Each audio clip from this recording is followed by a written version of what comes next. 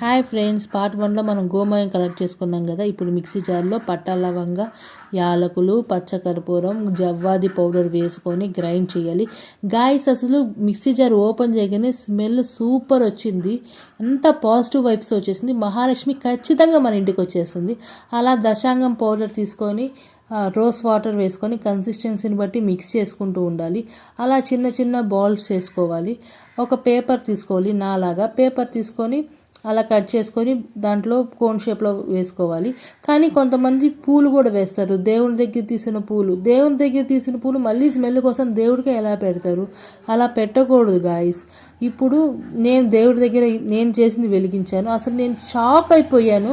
Full ash అయిపోయింది. అలా వెలుగుతుందని అనుకోలే నేను. చాలా బాగా వెలిగిపోయింది. ఇది బ్రహ్మముహూర్తాన్ని వెలిగిస్తే ఇంకా చాలా మంచిది. ఇలాంటి మనీ మ్యాగ్నెటిక్ రెమెడీస్ కోసం మన ఛానల్ని ఫాలో అవ్వండి. Thanks for watching. Bye friends.